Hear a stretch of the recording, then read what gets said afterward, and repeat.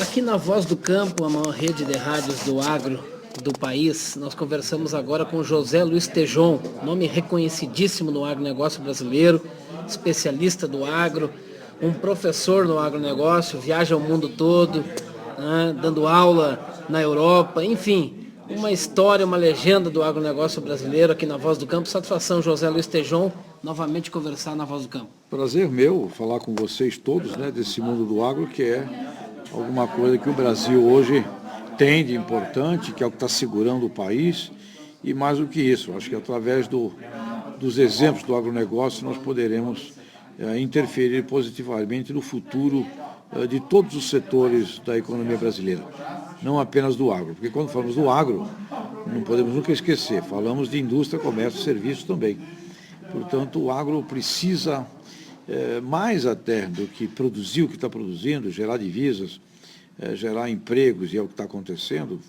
Deveremos crescer em 2017 provavelmente 3,2% no agronegócio, mas mais do que isso, acho que está na hora do agro assumir uma posição de protagonista, de discutir de uma maneira muito mais veemente a liderança e a gestão dos negócios brasileiros. Mas de que forma o agro vai assumir essa posição de protagonista? Precisa de um líder. O Brasil é um país que está com uma carência gigantesca de liderança. Então é muito importante que pelo menos os setores do agronegócio se reúnam. Nós precisamos ter uma voz do agro que fale das 10, 12, 15 coisas fundamentais em nome do agronegócio.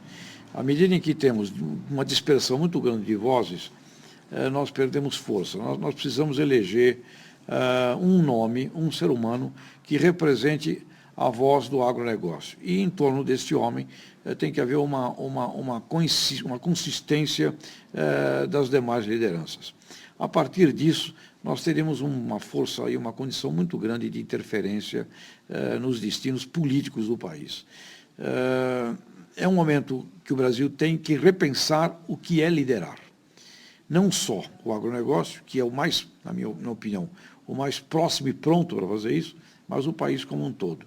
Então, eu gostaria que viesse do agronegócio um exemplo de orquestração, de organização, de uma voz comum e que nós pudéssemos ter um consenso de quem deveria nos representar perante a sociedade brasileira.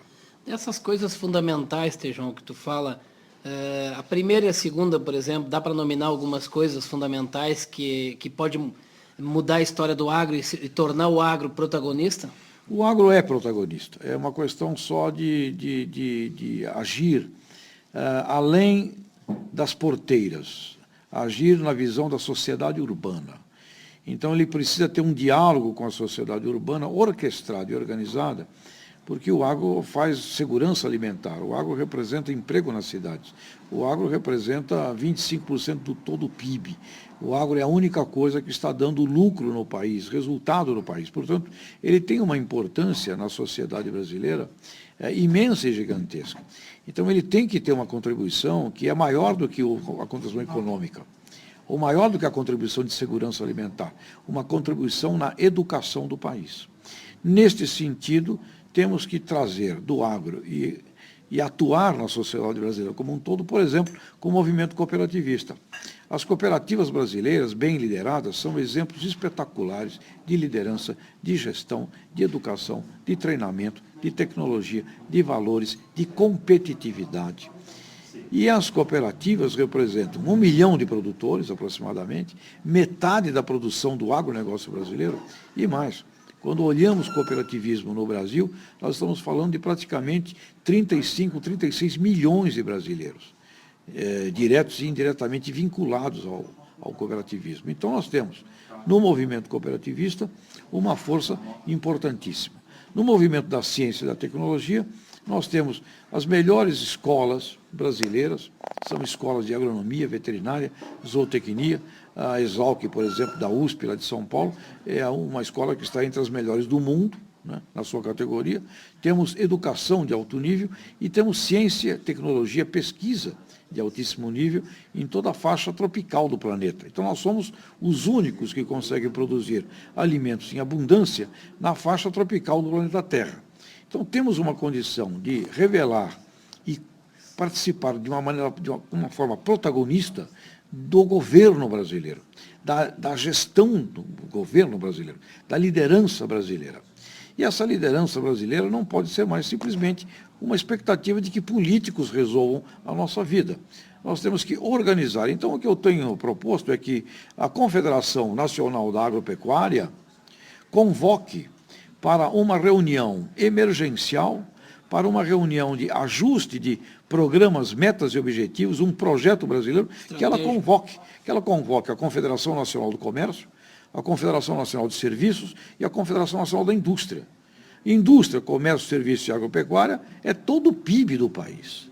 É importante demais para não olharmos isto como um programa de liderança positiva, atuante, de suporte ao que o governo político tem que fazer, de cobrança deste governo, mas não dá mais para um ser humano, dentro da consciência da sua saúde mental, acreditar que o futuro poderá ser feito exclusivamente por representantes de partidos políticos. Isto é uma forma apenas. Nós temos que ter o quarto poder.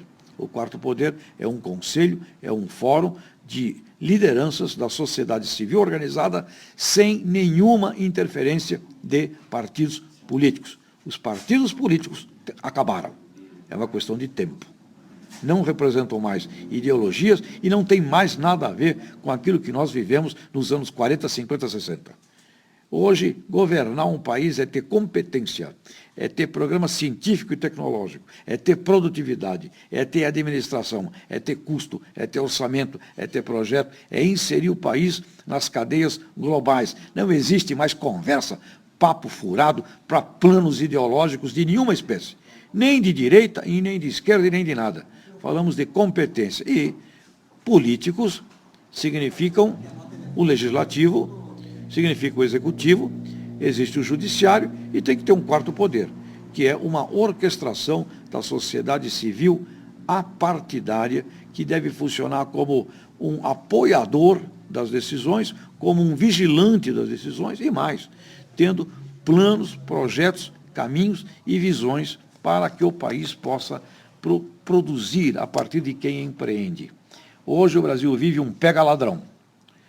Muito interessante, tudo bem, tem que haver, é um expurgo desgraçado, está no fundo do poço todo o sistema político brasileiro. Agora, não dá para ficar vivendo 1, 2, 3, 4, 5 anos só com isso. Tem que chamar quem produz, e quem produz tem que escolher as suas lideranças, se não são essas, escolher outras, e essas lideranças da Confederação Nacional da Agropecuária, do Comércio, da Indústria e do Serviço, no mínimo, estas 4 confederações, que representam tudo o que se produz no país, têm que assumir uma posição de construção de um plano B, de um Brasil de quem constrói, de quem produz e de quem faz. Isto é necessário e é fundamental. Tejão, quando tu fala o agronegócio precisa de uma voz, tem aí a gente pode vislumbrar aí no Brasil alguém que possa assumir esse comando desse setor tão importante que é o agronegócio? Eu não tenho dúvida alguma, eu escolheria um representante do cooperativismo. E por uma razão muito simples. O cooperativismo já representa 1 milhão de produtores brasileiros, representa metade da produção da agropecuária e mais. Onde você vê uma cooperativa bem liderada, você vê tudo o que precisa ser feito do ponto de vista de uma sociedade que vai ao futuro. Portanto, sob esse ponto de vista, a melhor representação do ponto de vista de capilaridade social, discutir com todos os diversos setores da sociedade, com micros, pequenos, médios, grandes produtores, sem ficar separando grande de pequeno de médio, agricultura familiar. A agricultura familiar é estupidamente bem conduzida e bem feita. É um show quando você vê uma Aurora, quando você vê uma Santa Clara, quando você vê uma Como. Isto é tudo exemplo fantástico de agricultura familiar. Portanto, para mim, a representação mais ampla e mais perfeita de todos os segmentos do agronegócio brasileiro estaria na cooperativa. Portanto, eu extrairia daí um ser humano que deveria ser inteligentemente identificado e inteligentemente recrutado para este papel, por todos os demais setores que não têm representatividade em capilaridade humana. Pode ter importância econômica, mas capilaridade humana no agronegócio brasileiro, do dentro da porteira, nós falamos das cooperativas. Ministro Blairo Maggi. É um grande homem que fez empreendendo, filho de um outro homem que foi pioneiro, foi desbravar áreas em que ninguém ia, e ele tem vídeos dos anos 90 dizendo que o Brasil tem que ser feito por pessoas pioneiras que realizam, e não dá para ficar esperando nada de governo. Tem um vídeo do pai do Blairo dizendo isso. Portanto, ele é um homem que representa o melhor da capacidade de ir e fazer. Agora, tem um cargo hoje, num ministério, eu gostaria que o Blairo atraísse para o seu lado de uma maneira mais protagonista e fizesse com que essas pessoas aparecessem de uma maneira muito mais protagonista para o que tem que ser feito no Brasil, exatamente os líderes dessas entidades. Na minha opinião, ele deveria convocar e botar para funcionar ao lado dele a CNA, a ABAG, a OCB, essas organizações que representam o grosso e o que há de mais importante no agro, da produção do agro brasileiro. E deveria, sim, além disso, se enturmar muito mais com o ministro da Indústria e Comércio, com os outros ministros, porque fazer agronegócio não se faz só no Ministério da Agricultura, se faz com os outros ministérios como um todo. E, definitivamente, implantar uma estratégia de gestão de cadeia produtiva. No agronegócio do frango se faz com milho, se faz com soja, se faz com ciência, se faz com tecnologia, se faz com comércio, faz com supermercado, faz com propaganda, é uma série de coisas para fazer o frango. Então, quando você não tem essas cadeias articuladas, o preço do milho explode, mata o frango, o milho está barato, mata o produtor do milho. Você tem que ter um contrato de planejamento, no mínimo, de intenções, no mínimo, nas cadeias produtivas, pelo menos nas 10, 12, 15 cadeias produtivas mais importantes do Brasil. Então, esta seria uma missão de gestão do Blairo. Agora, é um homem que é um extraordinário exemplo de um brasileiro pobre, que se transformou num exemplo mundial, e é um camarada que pode representar, e representa muito bem, o agronegócio brasileiro. Eu espero que ele consiga ter ao lado dele os melhores homens e as melhores instituições, e colocar estas instituições em cena. Tem que colocar estas organizações em cena, para que eles também participem, assumam e se comprometam com a organização e a orquestração do todo. E, ao mesmo tempo, não podemos nunca esquecer da importância da Embrapa e da importância das principais universidades na área do conhecimento, que o Brasil, graças a Deus, as possui. Tejon, a renovação de lideranças. Nas suas falas, você tem abordado muito essa questão, renovar lideranças. Exemplo, Mato Grosso. O Mato Grosso talvez seja hoje um exemplo extraordinário, em que você vê lá um governador novo, que é o Pedro Táxi, com um secretariado todo competente, que ele escolheu, e foi bem claro com os partidos políticos, que ele ia escolher o secretariado por meritocracia, e ele está fazendo um trabalho moderno, extraordinário e sensacional no Mato Grosso. Então você vê no Mato Grosso, por exemplo, um governador que já é fruto de uma nova geração. Ele tinha sido senador por 4 anos e agora governador. E com um secretariado ótimo. E o Mato Grosso também foi o lugar em que se desenvolveu lá a ProSoja, que é uma entidade de associação de produtores que o Brasil precisa muito. O Brasil tem que imitar os Estados Unidos. Nós temos que ter associação de produtores de todos os produtos, de todas as cadeias. E essa associação de produtores tem que zelar pela pesquisa, tem que fazer investigações com relação à genética, tem que atuar do ponto de vista do marketing das suas cadeias produtivas. E a ProSoja, no Mato Grosso, onde surgiu a ProSoja, é um exemplo extraordinário e moderno. Então, o Mato Grosso tem organizações do algodão. A Abrapa é outra organização de produtores também muito moderna, muito legal, muito interessante, e um governador que já representa uma coisa nova, e do ponto de vista da política. Né? O que eu espero é que, do ponto de vista político, o Brasil seja vários Mato Grossos.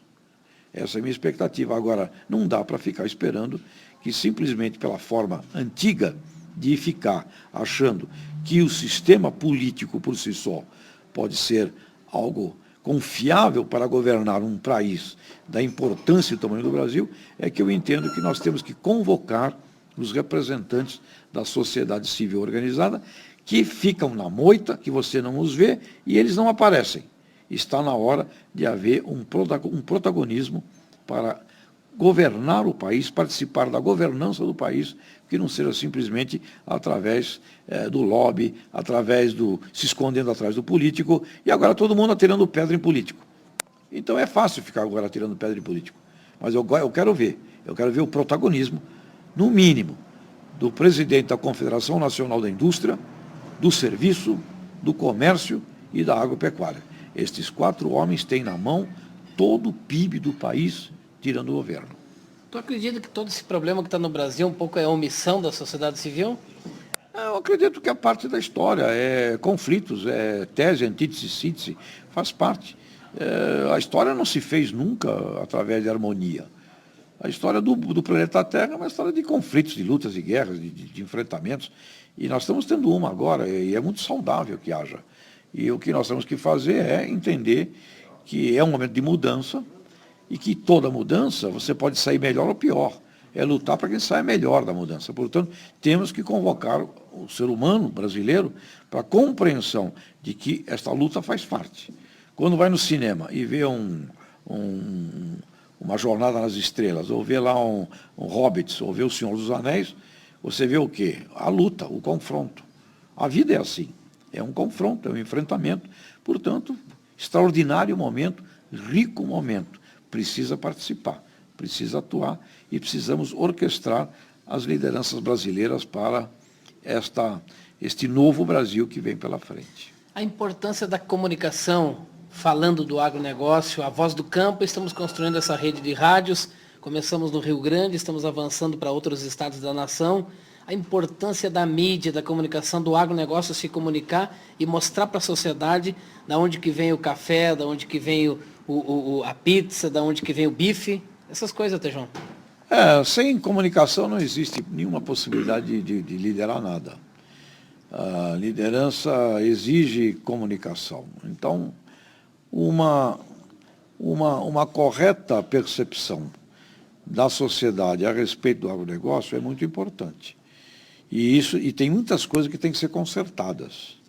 E não é culpa do cidadão da cidade, é culpa do setor que não conseguiu, por esse problema de uma liderança unificada e reunida, ter uma prática e um programa de comunicação com a sociedade.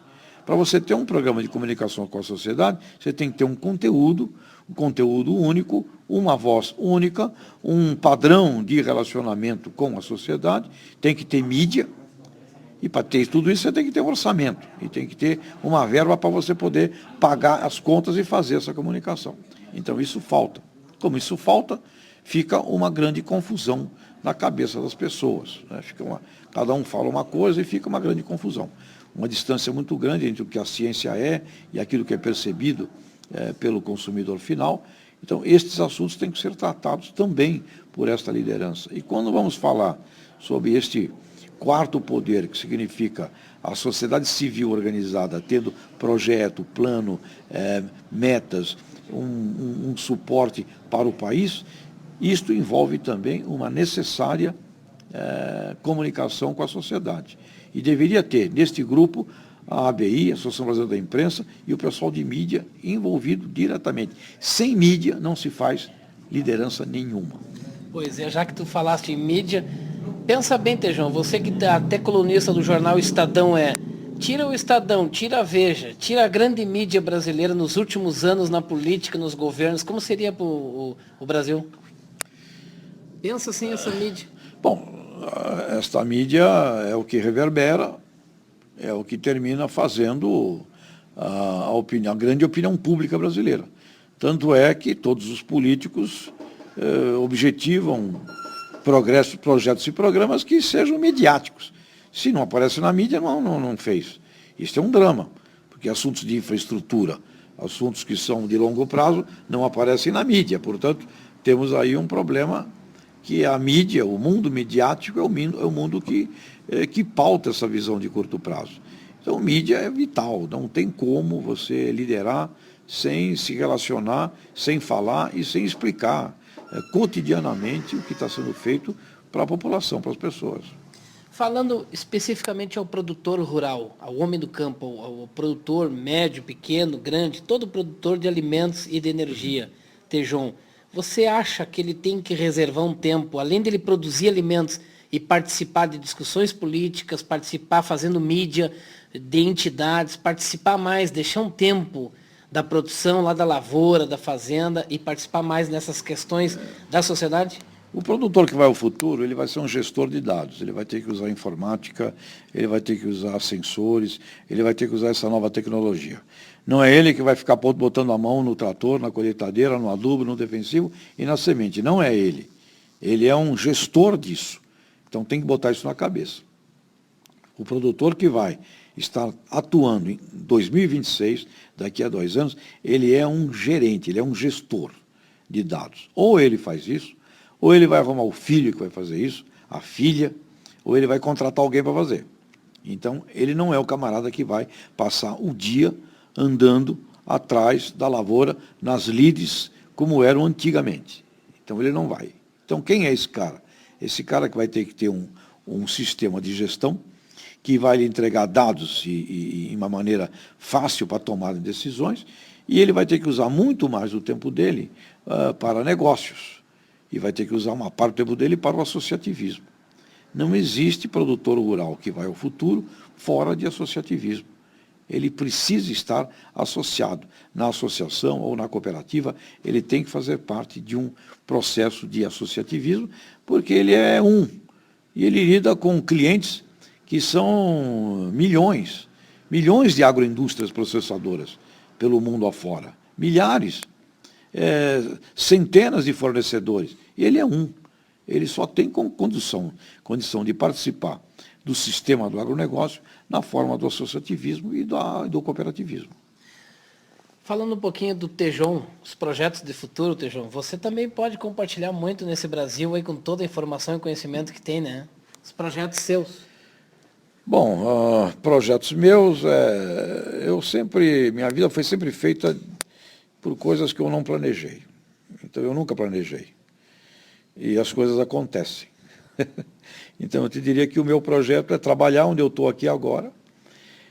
E onde eu estou aqui agora, abrem caminhos para coisas que eu não havia pensado. Então, eu acho que a grande dica que eu quero deixar é trabalhe intensamente aqui agora onde você está, que os planos, eles se arrumam de uma maneira muito interessante, porque muitas vezes que a gente faz muito plano, muito projeto, a gente deixa de ver muita coisa que está do nosso lado, elas passam e a gente não pega, e o plano para daqui a 10 anos, ele só será feito com aquilo que você estiver fazendo dia a dia. Agora, com um nível de consciência. Ciência, tecnologia, e principalmente a quem você se une.